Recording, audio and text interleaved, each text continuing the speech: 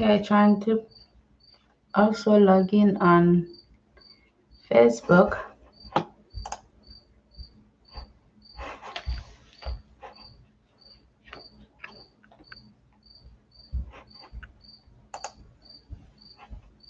Just one moment.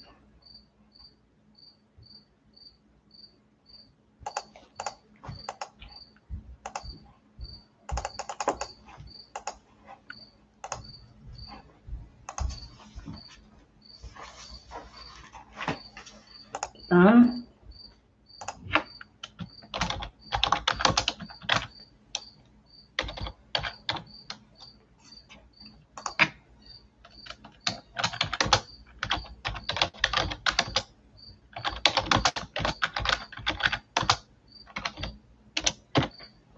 Genesis 19, verse 27.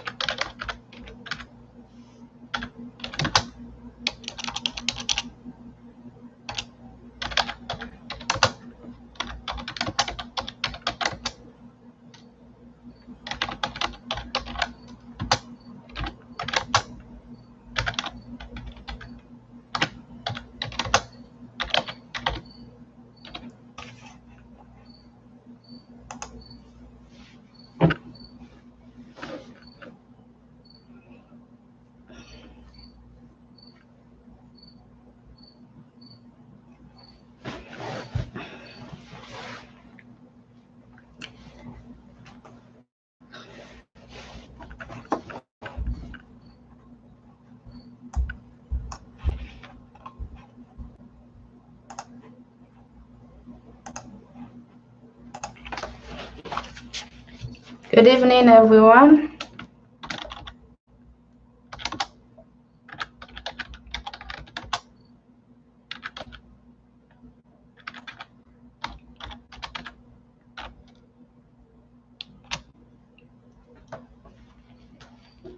All right, welcome.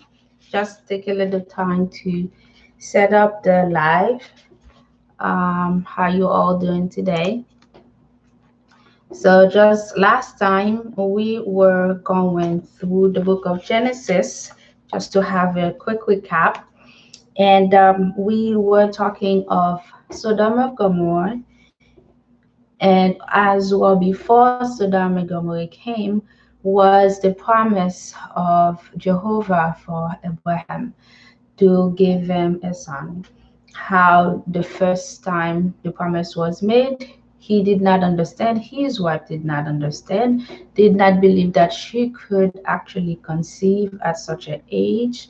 And we also have to read about God Himself coming down from the heaven in person and sat by the tree right next to Abraham, along with two other celestial creatures.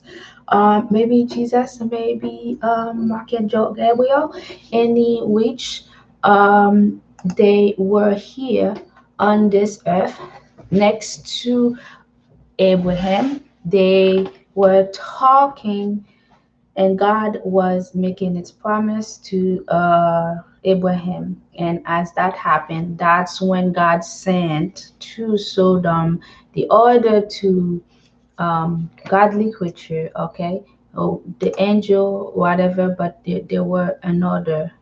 There were three, God and two other presence there at the moment.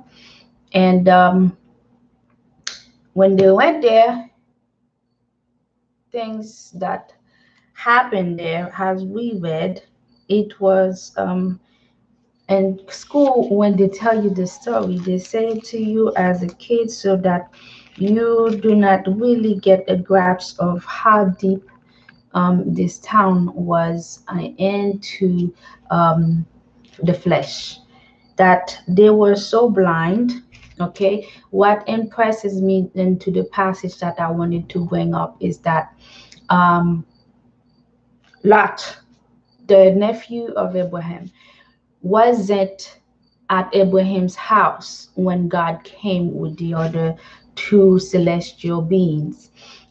He was down in Sodom and Gomorrah. Okay, so while he was there with his family, there appeared this figure. All right, this figure appeared as they were walking. In the study, they tell you that Lot recognized that they were celestial being. They were God, or they were angels, Jesus, whoever it was. We were not giving the names of the configurations that appeared. He was aware of it because he was with God. He was working with God. Because he was working with God, he was able to identify those beings. All right, because he was following God, he was able to identify those beings were from God. They were from above. But the people in the town who were so embedded into sexual immorality, they could not see that they were in the presence of a celestial being. Instead, they were demanding that Lot give those people to them. Lot was actually trying its best. You can see, like, from the study, he was trying to hold up the destruction of the town because he invited the angels for dinner because he know what was going to happen, because he know what they were doing in there. He invited them to dinner while they were in there trying to hold up to see maybe somebody might just confess and redeem themselves, to see if they could mount to the 10 people that Abraham, I mean, Abraham was trying to make plea with God. But I know God did not say anything, continue to let Abraham make those things, say those things, because he knew that they were nowhere near having 10 people in that town that could have saved the whole town. Lot was trying to buy them time. Instead, they come and show their wickedness. They said they were actually going to somehow whip those celestial beings. They requested that they send those people outside so we can have sex with them, even though that Lot offered his virgin children to them. They denied it. They refused the woman. They wanted to go and have sex, these angels. That's how blind they were. So the thing that I am saying, the reason why I'm bringing this, after I read this, I went into myself and I do into self-reflection. Are we in the moment where, when God comes into our lives, that we are so lost into this world, we are so lost into sexual immorality, we are so lost into money, gold, we are so lost into working, that we cannot recognize that God is present in our lives? So we're going to continue because we're just going through, and just something that was in my mind and I wanted to share with you guys. All right, so Genesis 19, verse 27. Now Abraham got up early in the morning and went to the place where he had stood before Jehovah. When he looked down towards Sodom and Gomorrah and all the land of the district, he saw quite a sight. There was dense smoke rising from the land, like the dense smoke of clean.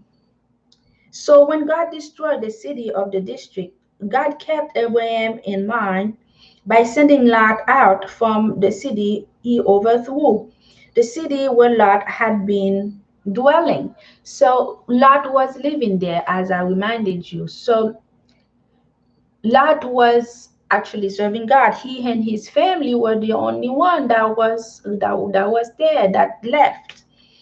Later, Lot went up from Zoar with his two daughters and began living in the mountainous region because he was afraid to live in Zoar. So he began living in a cave with his two daughters. And the firstborn said to the younger, our father is old, and there is not a man in the land to have relation with us according to the custom of the whole earth. Come, let us give our father wine to drink, and let us lie down with him and preserve offspring from our father. So this is where the thing continues. So God had mercy on Lot, and that's Abraham's cousin. Lot was working with God. However, his children was as sexually immoral as every other resident in Sodom and Gomorrah. So here you have the daughters of Lot, okay, decided that they were going to um well give alcohol to their father, make him drunk so they can create offsprings. So that night they kept giving their father wine to drink. Then the firstborn went in and lay down with her father, but he did not know when she lay down and when she got up. Then on the next day, the firstborn said to the younger, here, I lay down with my father last night. Let us give him wine to drink tonight us also. Then you go in and lie down with him, and let us preserve offspring from our father. So that night also they repeatedly gave their father wine to drink. Then the younger went and lay down with him, but he did not know when she lay down and when she got up. So both daughters of Lot became pregnant by their father. Now, those are stories that we have heard, that happen, that occur in our lives. And these were now Sodom and Gomorrah's daughters because they were not of God. They get their father drunk. As we know in this life, I guess we know that it's illegal now, right? Shouldn't we should know that at least. The firstborn gave birth to a son and named him Moab. He is the father of the Moabites of today. The younger also gave birth to a son, and she named him Benjamin. He is the father of the Ammonites of today. So now these girls did not find it in themselves to walk to their uncle's town because their uncle was given major land. Remember at the beginning that they become so numerous, so big that Lot and Abraham got separated. Lot took his cling and moved to one side, and Jehovah said, Abraham, you stay here and I will give everything else to you. So from there, other people arise, but the town where Lot was living was so immoral, got destroyed. So I am certain that those girls knew that their uncle Abraham had a town. But instead, since they were living in the cave, I guess it was too much for them to go travel to go get themselves their mate. So they commit yet another sin so they can have offspring. They it's betraying their father's will, and by getting them drunk and getting babies from him without his knowledge. Now Abraham moved his camp from there to the land of the Negev and began dwelling between Kadesh and Shur. While he was residing in Gerar, Abraham repeated concerning his wife Sarah, "She is my sister." So Abimelech, king of Gerar, sent for Sarah and took her. Afterward, God came by night to Abimelech in a dream and said to him, "Here you are as good as dead because of the women whom you have taken, since she is married and belonged to another man." However, Abimelech had not gone near her. So he said, "Jehovah, will you kill a nation that is really innocent? Did he not say to me, 'She is my sister'? And did she too not say, 'He is my brother'? I did this with an honest heart and innocent hand." Then the true God said to him in a dream, "I know that you did this with an innocent heart, so I held you back from sinning against me. This is why I did not allow you to touch her." Okay, so not within another act, as another time where Abraham's wife passed herself as his sister, and this guy at this point also Abimelech, which let's see, now wanted to have her also as wife, and God says now that he was the one who held them back so that he did not sleep with her. Now this is what you see into the power of God. Now return the man's wife, for he is a prophet, and he will make supplication for you, and you will keep living. But if you are not returning her, know that you will surely die, you and all who are yours. So now this is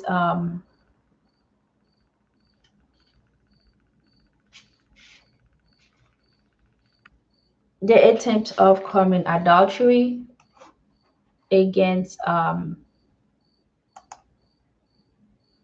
Abraham, with Abraham's wife, and God wasn't pleased with it. And God says he will destroy him if after he prevented him to physically commit the act of adultery. In his mind, he has already done so. God was already angry with him with that, simply by desiring the woman.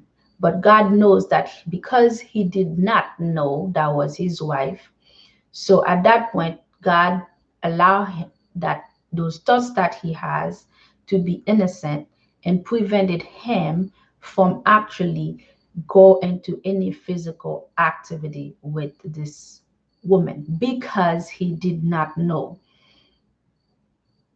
how. And on the other hand, God says, if you, now that I talk to you and now you are aware of what's going on, if you decide that you are actually going to go with this, you do not listen to me, then I will kill you and everybody else that is in your land under your guard.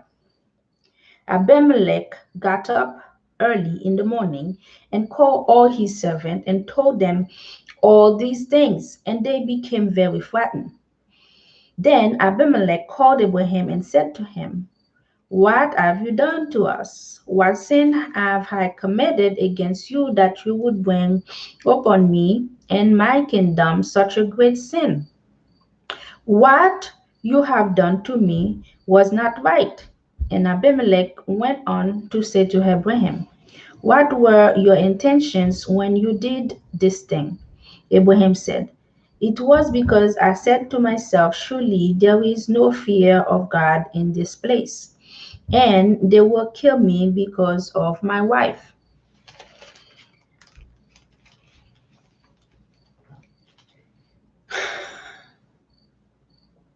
So people since then knew that marital affair was a deadly sin. And now he wanted to know what exactly was Abraham's plan for him in his town. Because surely God was not pleased.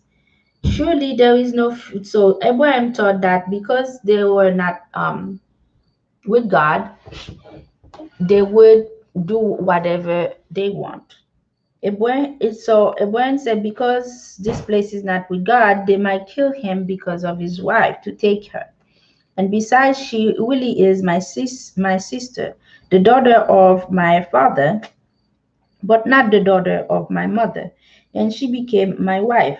So when God caused me to wander from the house of my father, I said to her, let this be how you show loyal love to me. Everywhere we go, say of me, he is my brother. Abimelech then took sheep and cattle and cattle and female servant and gave them to Abraham. And he returned his wife Sarah to him. Abimelech also said, here my land is available to you. Dwell wherever you please. And to Sarah he said, here I give 1,000 pieces of silver to your brother. It is a sign of your innocence.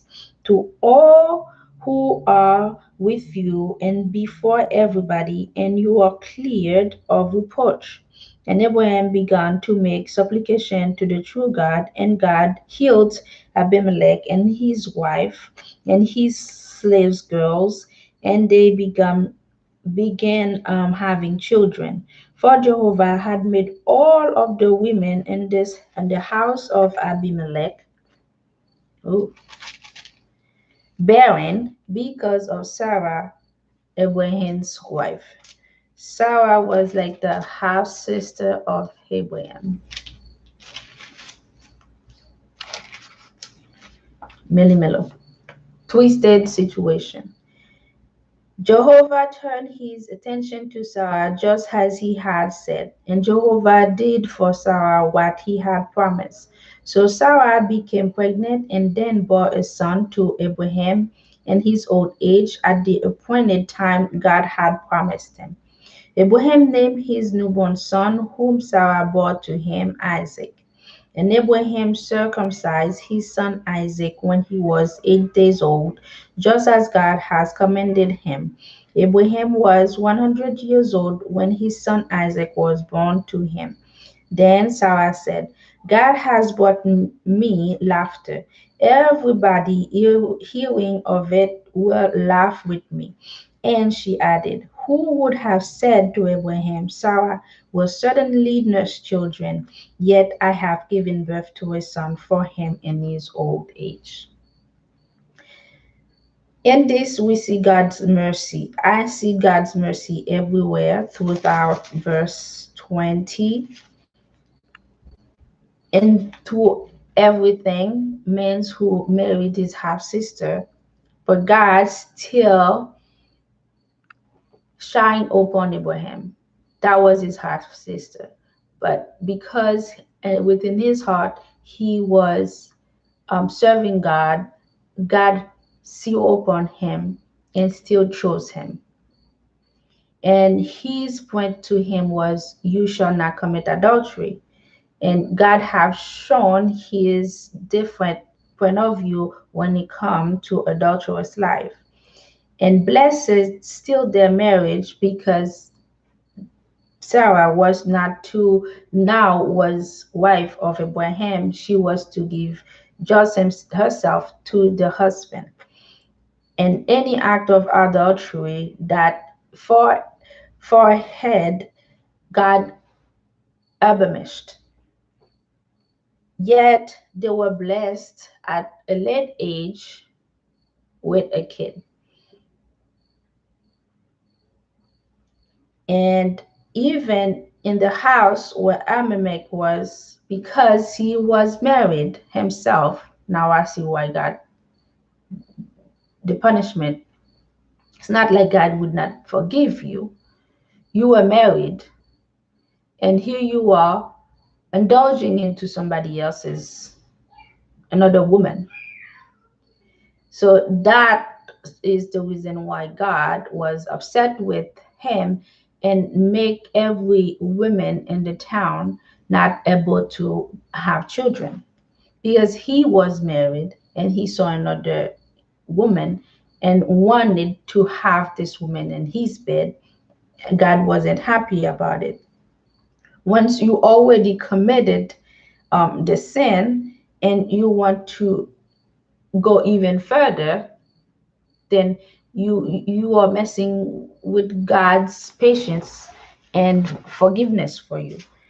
And as a father, he had showed them that okay, I have shown you mercy the same way that Abraham married his half sister and they could not have children, but at the end he ended up blessing them with a kid.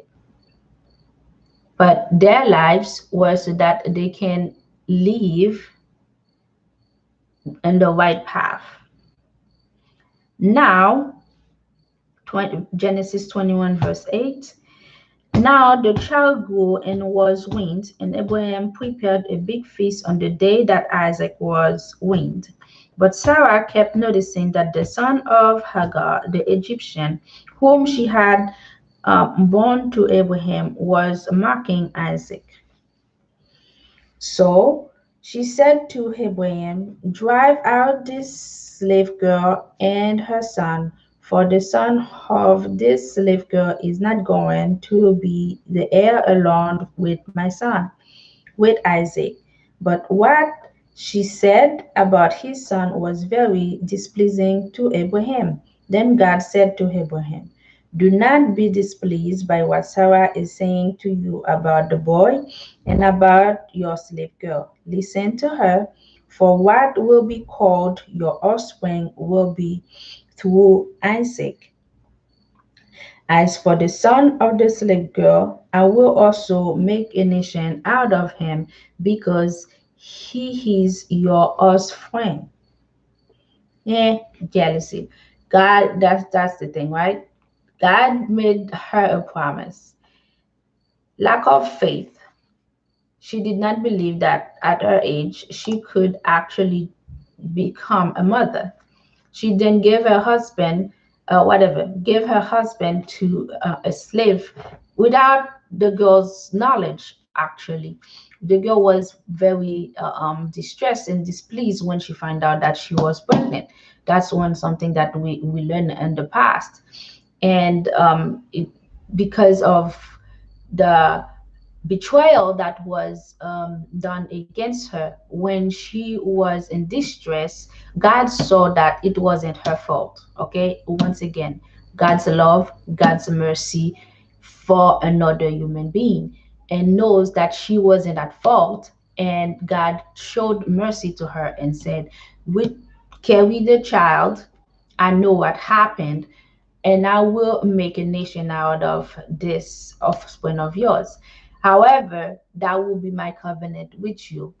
But that's why when Sarah was saying, okay, this is mine, so I am married to you, so my son should be the one who inherits anything, should be the one who take out the baton after the father, not the son of the other woman, although it was her fault in the first place. Now she's fighting for her son's right.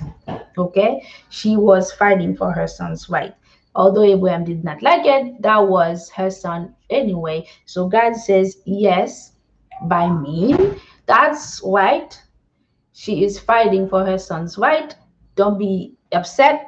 Let's not try to spread the situation in a unhandled position, something that is getting out of hands.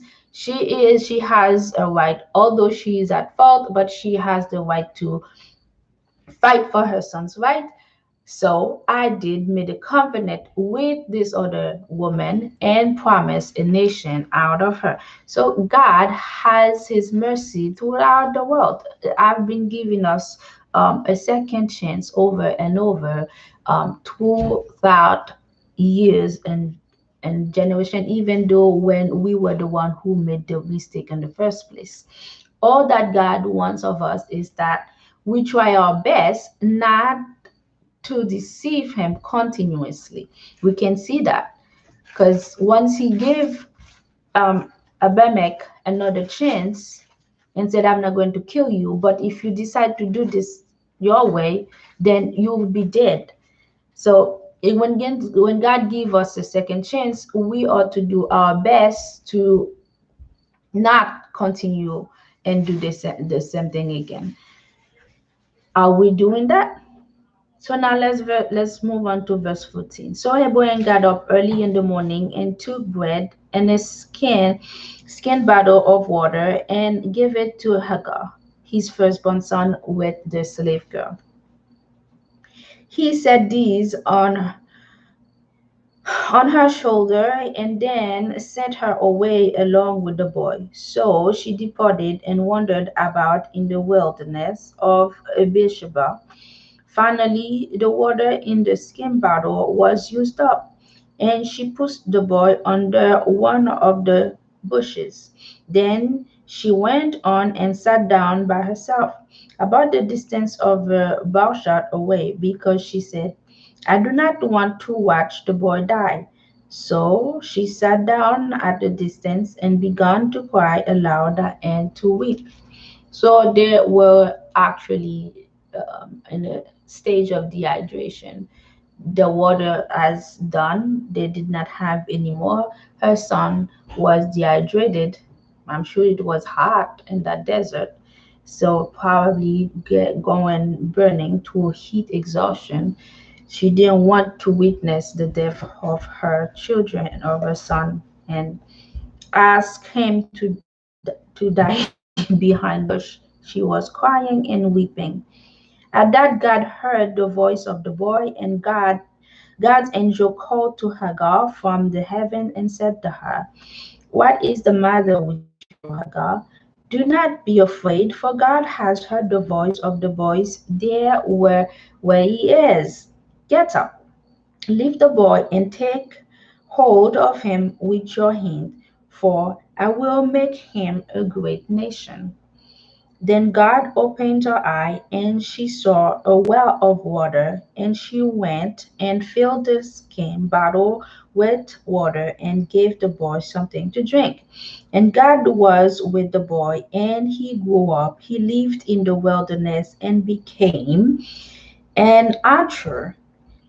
He took up dwelling in the wilderness of Paran, and his mother took a wife for him from the land of Egypt. And at that time, Abimelech, together with Phicol, the chief of his army, said to Abraham, God is with you in everything you are doing. So now swear to me here by God that you will not deal falsely with me and with my offspring and with my descendant, and that you will deal with me and with the land where you have been residing with the same loyal love that I have shown you. So Abraham said, I swear to this. However, Abraham complained to Abimelech about the well of water that the servant of Abimelech had violently seized. Abimelech replied, I do not know who did this. You did not tell me about it, and I heard nothing about it until today. At that, Abraham took sheep and cattle and gave them to Abimelech. And the two of men made a covenant. When Abraham set 7 female lambs apart from the flock by themselves, Abimelech said to Abraham, "Why have you set these 7 female lambs here by themselves?" Then he said, "You are to accept the 7 female lambs from my hands as witness that I dug this well." That is why he called the place Beersheba, because they both of them had taken an oath.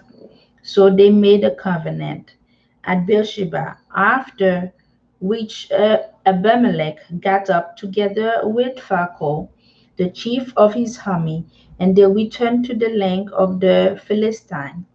After that, he planted a tanarix tree at Beersheba, and there he called on the name of Jehovah, the everlasting God. And Abraham stayed in the land of the Philistines for a very long time. All right. So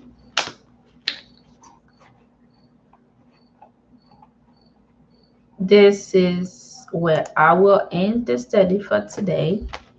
We have learned about God's mercy throughout time, God's saving Lot and his daughters. His wife had turned into a stone. We saw that in the beginning because she turned that around when God was destroying Sodom and Gomorrah. And he was left afraid, going to a cave. Now, as I was saying before, that those girls could have gone and walked to another city, the same way that Hagar and her son was in the desert and walked to go, and she ended up marrying her son with an Egyptian girl. Those girls could have done the same, but they were already ruined by Sodom and Gomorrah. They decided, hey, why walk? He's a man. Let's just use him instead. And this is how we still continue to inherit the wickedness of mankind. Even when we are giving a second chance, we still become unappreciative of what God has done for us. God has given so much to us in our days. Look around and see how exactly we can show to God that we are grateful, that He has indeed moved our lives one way or another. And because He has done such a great favor, great mercy for us, how do we make sure that we do not go back to our old ways? With the words of the Lord, with stories like this that are evident, very clear evidence that we have been deceiving God over and over, repeatedly going back to our old ways, no matter what. And we have known that God has been heartbroken toward those things, yet continue to have mercy on us and giving us another chance. But we also learned that when God give us another chance, God also is, its desire is for us to actually listen, to actually do the right thing, not to just decide that, oh, well, I'm going to do and become like the daughters of Lot, who decided, well, let's just get our father junk and use them. Are we the daughters of Lot? Are we those in Sodom and Gomorrah who could not understand that they were visited by an angel? Who are we today in these days that we are living? Are we trying our best to be like Abraham? It's not like Abraham did not make mistake. He did. We continuously see that God has bring forth his nation from people who have made mistake. Abraham married his half sister, but his covenant with God was to follow God, and God showed him mercy. And at the end, he still ended up having a son with his wife. He was blessed. And even though they displeased God, when God told him he was going to give him a son, and they did not believe that could happen to them, God had showed them mercy as well. Although they were playing disbelief, God still showed them mercy. So here you were laughing. Sarah was laughing. What is he saying? Is he saying that I'm having a baby? The whole watch it like me? How am I going to do that? And we see that God was present, and God said, yeah, I hear you laugh. Is there anything that is above your God to do? And what did the Bible says? That she became afraid. Are we like Sarah? Disbelief, not putting our faith in God that He, the Almighty, can give us everything. Are we paying attention to the miracles that is happening into our lives? So the self-reflection that I put in there is all those little things that I think that we also need to look into so that we can move forward and being a better human being with a better heart. If we can show appreciation to the little grace that we get from God, even if it is just waking up in the morning, you're not part of, you didn't give yourself that breath. God give you a favor every day that you wake up. God do you the favor to see that other day. Are we being grateful for the job that we have, for the child that we have? Now, there was Sarah wasn't able to have kids. She was lamenting toward this position. She was in such distress that she gave another girl to her husband. It's not something that she wanted to do. They told you that in the Bible she was in pain because this was something.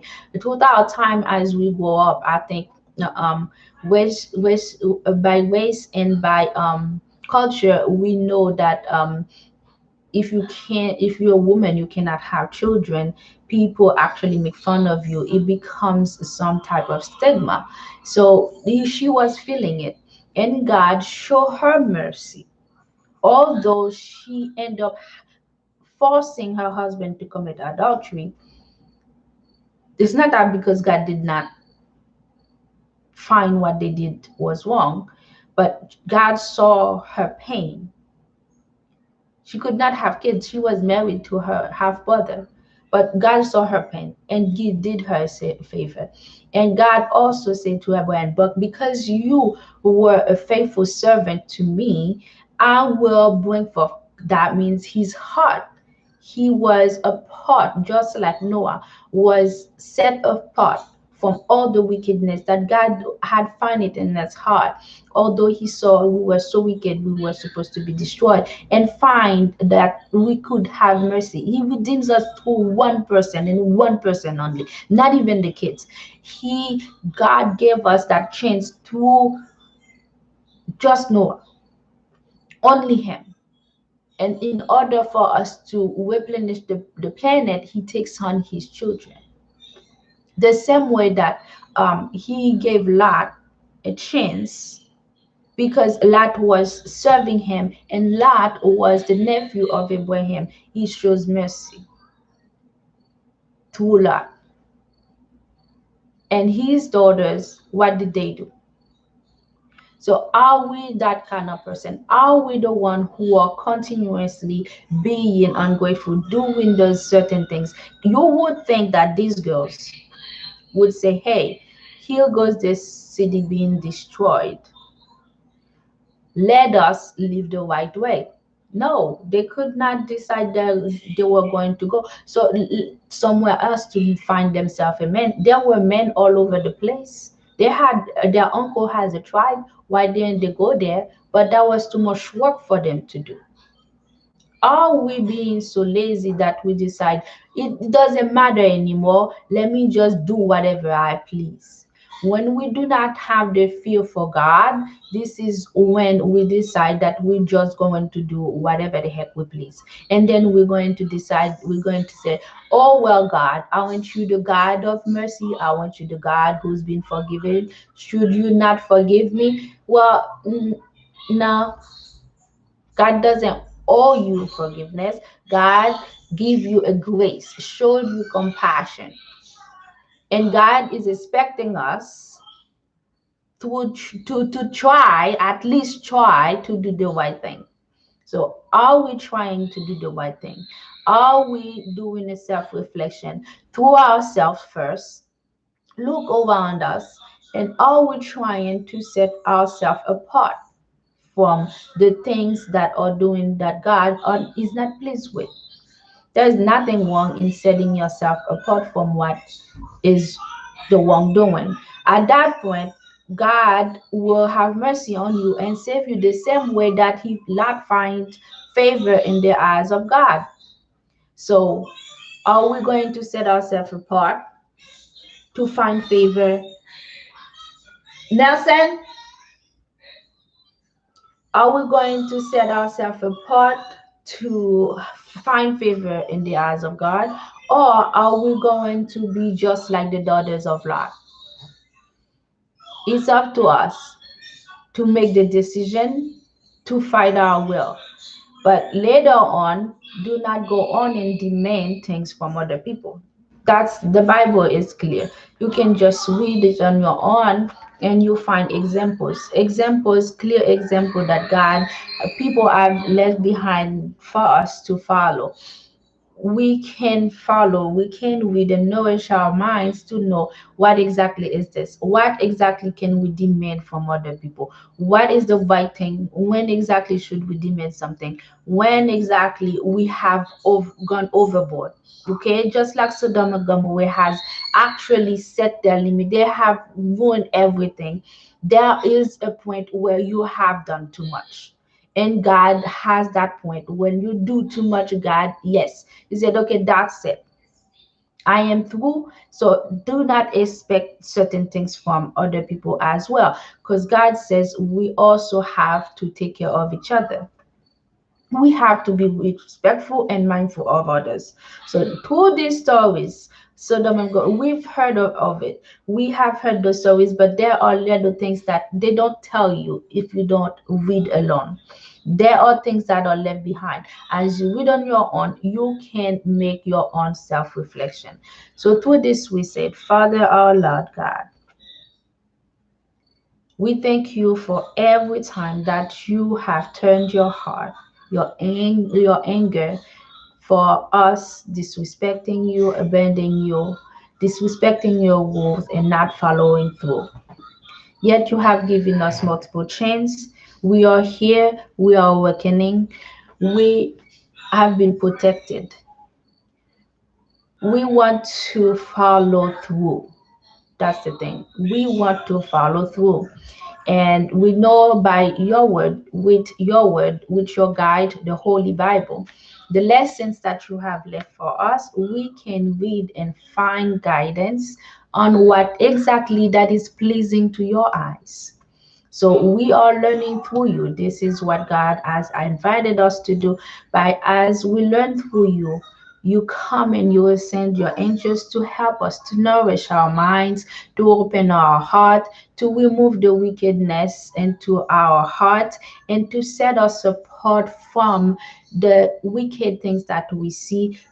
We have to be able and give us the same way that you have given Abimelech the strength not to touch Sarah, because you said that you are the one who gave him the strength not to touch Sarah. But after you have let him know that I did this, I made sure that you did not touch her. But now it is up to you to know that you can follow your will. Now that we are reading your book, we are learning about what you want, what makes you hungry, what is displeasing to your eyes, we ask you that we continue to live through your faith, through your eyes, through what you are asking for us. So if we nourish ourselves with your words, with your knowledge, then we can open our eyes slowly and find it slowly. We don't have to make any big changes over time. We can change and find the hope to follow our will, to displace ourselves from the Sodom and Gomorrahs of this world, from the bad attitude of this world. For those, it's okay. So God have told you now, if it is Sodom and Gomorrah, don't be afraid to set yourself apart from Sodom and Gomorrah's world, from those who are living this type of life. If you are not of me, set it yourself aside. If you are mine, you are to show through the eyes of God, to show who we are. So let us show who we are as children of God, not as descendant of Sodom and Gomorrah. We are the creature of God. We are daughters of God. We are your creation. We are through your image. You said that through you we should shine. You should shine through us. So as we live, the people should see you through us, through our action. That's how we get to know how wonderful you are. Because each one of us is supposed to be an act, a God possession to each and every one. So we ask you in the name of Jesus Christ that came from heaven, who died for us in this cross, through his blood who has redeemed us, to continue to wash away our wickedness, to open our heart, not just our eyes. If our heart is not open, we cannot see. Because Sodom and Gomorrah's people, their heart was wicked. They could not see the angel. So we are asking that the work that is done is to be done within this little pump that you have placed upon us. The pump that is to nourish physically, anatomically. We learn in science that this little pump show our blood from everywhere to nourish our brain. Every places the blood that goes through us bring oxygen to nourish our brain everywhere in our body. So this is where the wickedness has to be removed, so that we can see your angel, so we can see through you. So let us try to continue to read this Bible so we can change ourselves, so we can show how God's mercy is and how brilliant He is into our lives. With that says, have a blessed day and God bless you all. Let us all follow through with the words of God. Because if we cannot change this little pump of ours, we cannot nourish the eyes. We cannot nourish the mouth. We cannot say the right thing. Because if your heart is wicked, then you are blind. You won't be able to see the angels. You will not be able to see God through your neighbor, because we are too shy. We are to show God in ourselves, in our heart, by our action, by what we do with one another. Let us remember this. Let us reflect. Let us set ourselves apart from the things that are not of this world, so we can nourish our heart, so we can try and share the love of God with one another. You have a wonderful day, and may God be with you all.